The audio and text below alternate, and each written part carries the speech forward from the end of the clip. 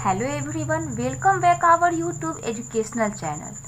मैं चांदनी सिंह आज आप लोगों के सामने बीटीबीसी बुक से क्लास 9 इकोनॉमिक्स का चैप्टर 4 जिसका नाम है बेकारी, इसके दीर्घ उत्तरीय प्रश्नोत्तर को सॉल्व करेंगे। इससे पहले जो हमने वीडियो बनाया था उसमें हमने लघु उत्तरीय प्रश्नोत्तर को सॉल्व किया था।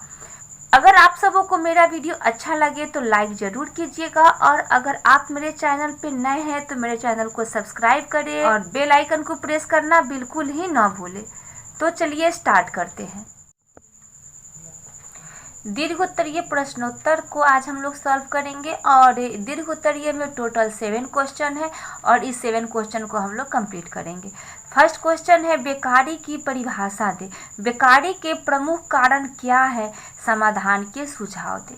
ये जो चैप्टर 4 है जिसका नाम है बेकारी, इस चैप्टर के नोट्स और पीडीएफ हमने डिस्क्रिप्शन बॉक्स के लिंक में पहले ही दे दिया है। अगर आप इसे अच्छे से डिटेल्स में समझना चाहते हैं तो पहले इसके नोट्स को पढ़िए, उसके बाद आप क्वेश्चन आंसर को देखिए तो आपको अच्छे से समझ में आएगा। यहाँ पे हम समझाएंगे नहीं, बस इस प्रश्नोत्तर को सॉल्व करते हुए आगे बढ़ेंगे, नहीं तो वीडियो काफ़ी लंबा हो जाएगा। तो बेकारी किसे कहते हैं? तो काम चाहने वाले व्यक्तियों की इच्छा व योग्यता होने पर जब प्रचलित मजदूरी पर काम रहने पर भी नहीं मिल पाए तो हम ऐसी स्थिति को बेकारी की स्थिति कहते हैं। ठीक है, तो ये बात आपको हमने नोट्स वाले वीडियो में हमने समझा दिया है। इसी का दूसरा जो पॉइंट था वो था बेकारी के प्रमुख कारण क्या है। भारत में बेकारी के प्रमुख कारण निम्नलिखित है। तो कौन कौन है भारत में बेकारी के निम्नलिखित कारण? तो सबसे पहला जो कारण है वो है अत्यधिक जनसंख्या। बढ़ती हुई जनसंख्या के कारण विभिन्न प्रकार की बेकारी जन्म ले रही है। जनसंख्या बढ़ने के कारण गांवों और शहरों में भी बेकारी तेजी से बढ़ रही है, जिससे ग्रामीण तथा शहरी बेरोजगारी पनपती है। ठीक है, इसके बाद में जो सेकेंड कारण है वो है अशिक्षा। अशिक्षा भी बेकारी का प्रमुख कारण है। तो वर्तमान में भारत में 34.62% लोग अशिक्षित हैं। इसके कारण ही बेकारी की दर में वृद्धि देखी जाती है। विशेषतः महिलाओं में शिक्षा की कमी के कारण बेरोजगारी की संख्या अत्यधिक है। ठीक है, उसके बाद में जो थर्ड नंबर है बेकारी के कारण वो है कृषि का पिछड़ापन। यानी कि हमारे भारत की कृषि काफ़ी पिछड़ी हुई है, जिसके कारण यह भी बेकारी का एक प्रमुख कारण है। तो कृषि का पिछड़ा हुआ भी भारत में बेकारी की एक प्रमुख समस्या है। तो भारत में कृषि के परंपरागत रूप तथा सिंचाई के साधनों की कमी, पुराने यंत्रों व मशीनों का प्रयोग हो रहा है, जिसके कारण भी भारतीय कृषि में व्यापक रूप से बेकारी पनपती है। इसका फोर्थ पॉइंट है कृषि पर जनसंख्या का अत्यधिक बोझ। तो कृषि पर जनसंख्या का अत्यधिक बोझ है, जिसके कारण भी बेकारी की समस्या बढ़ती जा रही है। तो कृषि पर भारत की आधे से अधिक जनसंख्या का बोझ है, जिससे अन्य व्यवसायों के अन्य क्षेत्रों पर जनसंख्या का बोझ काफ़ी कम है। इससे बेकारी की स्थिति उत्पन्न है। नेक्स्ट पॉइंट है औद्योगिकरण का अभाव। हमारे देश में उद्योगों की काफ़ी कमी है, जिसके कारण भी बेकारी पनप रही है। तो भारत एक कृषि प्रधान देश है। यहाँ पर उद्योगों का विस्तार अन्य देशों की तुलना में कम हुआ है, पर जनसंख्या की वृद्धि दर अधिक है। इससे बेकारी की समस्या उठ खड़ी होती है। ठीक है, नेक्स्ट है पॉइंट पूंजी का अभाव। तो भारत में प्रति व्यक्ति आय के निम्न स्तर के कारण पूंजी का निर्माण दर भी काफ़ी कम है, जिसके कारण कृषि तथा अन्य उद्योगों में वांछित पूंजी का निवेश नहीं हो पा रहा है, जिससे देश में बेकारी फैल रही है। ठीक है, तो ये भी पूंजी का अभाव भी बेकारी की समस्या का प्रमुख कारण है। उसके बाद नेक्स्ट है प्रशिक्षित श्रम शक्ति का अभाव। तो हमारे देश में जो भी मजदूर लोग हैं वो प्रशिक्षित नहीं है, तो ये भी बेकारी की समस्या का एक मुख्य कारण है। अशिक्षा और प्रशिक्षण के अभाव में भारतीय मजदूर तकनीक आधारित रोजगार में भागीदारी नहीं कर पाते हैं, जिससे बेकारी का जन्म होता है। अब जो नेक्स्ट जो उसी का जो नेक्स्ट पॉइंट था वो था इसके समाधान के सुझाव देने के लिए। तो भारत में बेकारी के समाधान हेतु निम्नलिखित सुझाव प्रस्तुत है। ये फर्स्ट क्वेश्चन का ही है। तो फर्स्ट नंबर में है सरकार के द्वारा चलाए जा रहे विभिन्न प्रकार की महत्वपूर्ण योजनाओं को लागू किए जाए। सेकेंड में है ग्रामीण क्षेत्र में कुटीर उद्योगों को बढ़ावा दिया जाए। और थर्ड नंबर में है बेरोजगारी को स्वरोजगार हेतु प्रशिक्षण प्रदान किया जाए। और फोर्थ नंबर में है इसके साथ ही साथ लोगों को स्वयं सहायता समूह के माध्यम से पूंजी और प्रशिक्षण प्रदान किया जाए। तो फर्स्ट नंबर क्वेश्चन आपका कंप्लीट हुआ। अब सेकेंड क्वेश्चन पे हम लोग आते हैं। सेकेंड क्वेश्चन कह रहा है भारत में बेकारी की समस्या पर एक लेख लिखे। बेकारी की समस्या को कैसे दूर किया जा सकता है? तो बेकारी की समस्या को दूर करने के बारे में बताना है और भारत में बेकारी की समस्या पर एक लेख लिखना है। तो इसका आंसर है रोजगार के माध्यम से व्यक्ति जीवन यापन के लिए साधन अर्जित करता है। जो व्यक्ति ऐसे क्रियाकलाप करने में असफल रहते हैं उन्हें बेरोजगार कहते हैं। बेकारी की समस्या तथा गरीबी साथ साथ चलते हैं, क्योंकि जो व्यक्ति जीविकोपार्जन में असमर्थ होते हैं वे निश्चय ही गरीब होते हैं। जब व्यक्ति को कार्य करने की इच्छा हो और उसे मनपसंद कार्य नहीं मिल पाता है तो वे बेकारी का दंश झेलते हैं। कभी कभी इच्छानुसार काम न मिलना भी बेकारी को प्रकट करता है। भारत में बेकारी की समस्या 2 स्तरों पर व्याप्त है। फर्स्ट नंबर में है ग्रामीण बेरोजगारी और दूसरा है शहरी बेरोजगारी। तो ग्रामीण बेरोजगारी और शहरी बेरोजगारी को हमने जो नोट्स वाला वीडियो बनाया है उसमें हमने अच्छे से डिटेल्स में समझा दिया है। अगर आपको इस दोनों के बारे में समझना है तो आप उस वीडियो को देखिए, आपको बेटर समझ में आएगा। तो गांव में बेरोजगारी मुख्यतः कृषि केंद्रित है, जबकि शहरों बेकारी उद्योग केंद्रित होती है। सॉरी, यहाँ पे मैं छूट गया है। तो शहरों में बेकारी उद्योग केंद्रित होती है। उसके बाद में नेक्स्ट है बेकारी की समस्या का मुख्य कारण पूछ रहा था। तो बेकारी की समस्या का मुख्य कारण क्या क्या है? तो अत्यधिक जनसंख्या, अशिक्षा, कृषि का पिछड़ापन, कृषि पर जनसंख्या का अत्यधिक बोझ। 5 नंबर में है औद्योगिक तथा पूंजी का अभाव और 6 नंबर में है प्रशिक्षित श्रम शक्ति का अभाव। इस सब को डिटेल्स में हमने पहले वाले जो पहला जो क्वेश्चन था उसमें हमने डिटेल्स में सब पे पॉइंट लिख दिया है, लेकिन इसमें आपको पॉइंट पे पॉइंट लिखने की जरूरत नहीं है।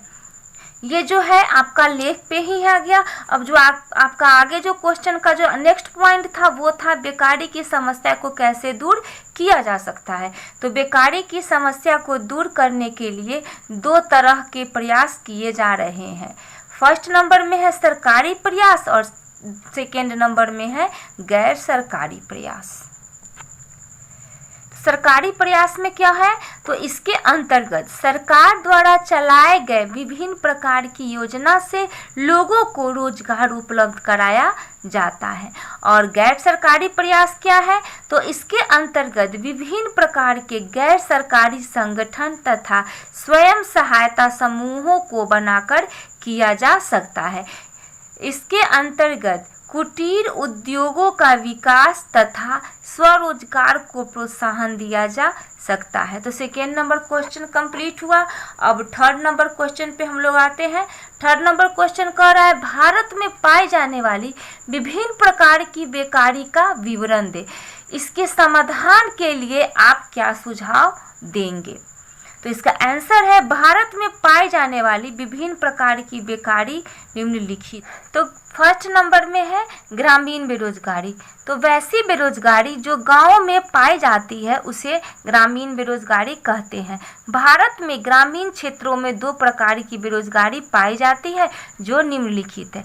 आपके बुक में जो है ग्रामीण क्षेत्रों में 3 प्रकार की बेरोजगारी के बारे में दिया गया है, लेकिन छिपी हुई बेरोजगारी और प्रच्छन्न बेरोजगारी और अदृश्य बेरोजगारी तीनों एक ही होता है। इसलिए यहाँ पे ग्रामीण क्षेत्रों में 2 प्रकार की बेरोजगारी पाई जाती है। ठीक है।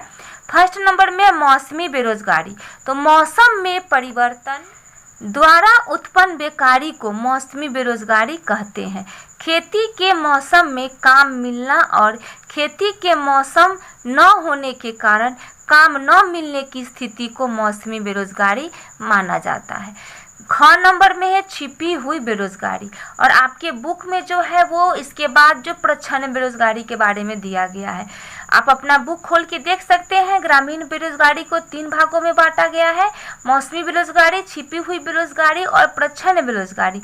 लेकिन छिपी हुई बेरोजगारी को ही प्रच्छन्न बेरोजगारी भी कहते हैं और अदृश्य बेरोजगारी भी कहते हैं। नोट्स वाले वीडियो में हमने इसे अच्छे से समझा दिया है। तो किसी काम में 5 लोगों की आवश्यकता है, लेकिन उनमें 8 लोग काम पर लगे होते हैं। इनमें 3 अतिरिक्त हैं। इन तीनों द्वारा किया गया अंशदान 5 लोगों द्वारा किए गए अंशदान में वृद्धि नहीं करता, यानी कुल उत्पादकता में वृद्धि नहीं करता। इसे ही छिपी हुई बेरोजगारी कहते हैं। अब जो दूसरा था वो था शहरी बेरोजगारी। तो भारत के शहरों में 3 प्रकार की बेरोजगारी पाई जाती है जो निम्नलिखित है। तो शहरी बेरोजगारी में सबसे फर्स्ट जो बेरोजगारी है वो है शिक्षित बेरोजगारी। तो शिक्षा सुविधाओं का प्रसार तथा दोषपूर्ण शिक्षा पद्धति के कारण शिक्षित बेरोजगारी की स्थिति उत्पन्न होती है। ख नंबर में है औद्योगिक बेरोजगारी। तो शहरों में तकनीक पर आधारित उद्योगों में मानव श्रम शक्ति का उपयोग कम होता है, जिससे औद्योगिक बेरोजगारी पनपती है। और ग नंबर में है तकनीकी बेरोजगारी। तो वर्तमान समय में तकनीकी परिवर्तन के फलस्वरूप इस तरह की बेरोजगारी शहरी क्षेत्रों में पाई जाती है। आधुनिक युग में नए नए तकनीक के कारण पूर्व में कार्यरत कर्मियों की छटाई कर दी जाती है, जिससे तकनीकी बेरोजगारी पनपती है। ठीक है। उसके बाद जो आपका क्वेश्चन का जो नेक्स्ट पार्ट था वो था कि भारत में पाई जाने वाली बेकारी की समस्या को समाधान करने के लिए सुझाव देना था। तो भारत में पाई जाने वाली बेकारी की समस्या के समाधान के लिए निम्न सुझाव है। तो क्या क्या सुझाव है? तो सरकारी स्तर पर चलाई जा रही योजनाओं पर उचित ध्यान देकर उससे सहयोग प्राप्त करना चाहिए। 2006 से 3 योजनाओं को मिलाकर संपूर्ण राष्ट्रीय ग्रामीण रोजगार गारंटी योजना 2006 संचालित है।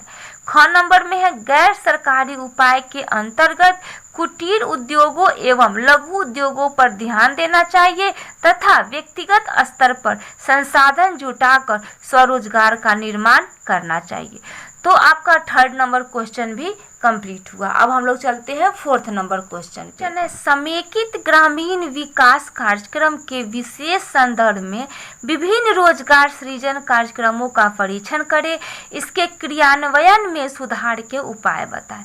तो इसका आंसर होगा समेकित ग्रामीण विकास कार्यक्रम IRDP, जिसका फुल फॉर्म है इंटीग्रेटेड रूरल डेवलपमेंट प्रोग्राम, गरीबी निवारण के लिए 1980 ईस्वी से देश के सभी प्रखंडों में लागू किया गया। बेकारी की समस्या के प्रति सरकार प्रारंभ से ही बेहद गंभीर है। 6ठी पंचवर्षीय योजना का एक मुख्य उद्देश्य गरीब वर्ग के व्यक्तियों के साधन एवं आय में वृद्धि कराना था। इसके लिए ग्रामीण क्षेत्रों के उत्पादन एवं उत्पादकता में वृद्धि के उद्देश्य से समन्वित ग्रामीण विकास कार्यक्रम लागू किया गया। इस कार्यक्रम में देश के लगभग 5000 प्रखंड शामिल किए गए थे। इसका उद्देश्य 1.5 करोड़ ऐसे गरीब परिवारों को लाभ पहुंचाना था जो गरीबी रेखा के नीचे थे। 4th पंचवर्षीय योजना के अंतर्गत न्यूनतम आवश्यकता कार्यक्रम, क्षेत्रीय विकास कार्यक्रम तथा निश्चित रोजगार योजना इत्यादि चलाई गई। 6ठी पंचवर्षीय योजना के अंतर्गत निर्धनता एवं रोजगार संबंधी विभिन्न कार्यक्रमों को मिलाकर कई कार्यक्रम चलाए गए थे, जिनमें समन्वित ग्रामीण विकास कार्यक्रम भी शामिल था। जिसके फलस्वरूप देश में निर्धनता घटी तथा रोजगार के नए नए अवसर उपलब्ध हुए। भारत सरकार द्वारा विभिन्न राज्यों में बेकारी खत्म करने के लिए निम्नलिखित कार्यक्रम चलाए जा रहे हैं। फर्स्ट नंबर में है ग्रामीण युवा स्वरोजगार प्रशिक्षित योजना, जिसको ट्राइसेम कहा जाता है, TRYSEM। उसके बाद में सेकेंड नंबर में इसका फुल फॉर्म हमने नोट्स वाले वीडियो में डिटेल्स में बता दिया है। सेकेंड नंबर में है ग्रामीण महिला एवं बाल विकास योजना, ठीक है, DWCRA। उसके बाद में नेक्स्ट है तीसरा नंबर है जवाहर ग्राम समृद्धि योजना, JGSY। तो 2006 से उपरोक्त तीनों को मिलाकर संपूर्ण राष्ट्रीय रोजगार गारंटी योजना 2006 संचालित है, जिसके कार्यान्वयन से बेरोजगारी की संख्या में कमी आई है। यानी कि जो ये तीनों जो कार्यक्रम है, ये तीनों योजना जो है, यानी कि ये तीनों जो योजना है, इन तीनों योजना को मिलाकर संपूर्ण राष्ट्रीय ग्रामीण रोजगार गारंटी योजना 2006 चलाया जा रहा है, ठीक है। और ये भी बेरोजगारी की संख्या में इससे कमी आई है। अब फोर्थ नंबर ही क्वेश्चन का जो दूसरा पॉइंट आपसे पूछा था, इसके क्रियान्वयन में सुधार के उपाय बताना था। तो हमने यहाँ से लिख दिया है, इस विभिन्न योजनाओं में सुधार हेतु निम्न उपाय किए जा सकते हैं। फर्स्ट नंबर में है इन योजनाओं की जानकारी को आम जनता तक पहुंचाई जाए। सेकेंड नंबर में है इनके बारे में जनता से सहयोग ली जाए। और थर्ड नंबर में है जनता को जागरूक कर सफलता को सुनिश्चित किया जाए। और फोर्थ नंबर में है इन योजनाओं में समाज के हाशिए पर खड़े लोगों को ध्यान में रखकर कार्यान्वित किया जाए। हाशिए का मतलब होता है आखिरी उम्मीद, यानी कि अंतिम किनारा, यानी कि जो भी लोग इन योजनाओं में आखिरी उम्मीद लगाकर बैठे हैं समाज के लोग, उसको ध्यान में रखकर इन योजनाओं को कार्यान्वित किया जाए। अब ये क्वेश्चन यही कंप्लीट हुआ। अब हम लोग चलते हैं 5 नंबर क्वेश्चन पे। 5 नंबर क्वेश्चन कह रहा है भारत में शिक्षित बेरोजगारी के कारणों का वर्णन करें, इस समस्या का निराकरण कैसे किया जा सकता है, यानी कि शिक्षित बेरोजगारी का निराकरण कैसे किया जा सकता है। तो इसका आंसर है भारत में शिक्षित बेरोजगारी के निम्नलिखित कारण है। पहला है दोषपूर्ण शिक्षा पद्धति।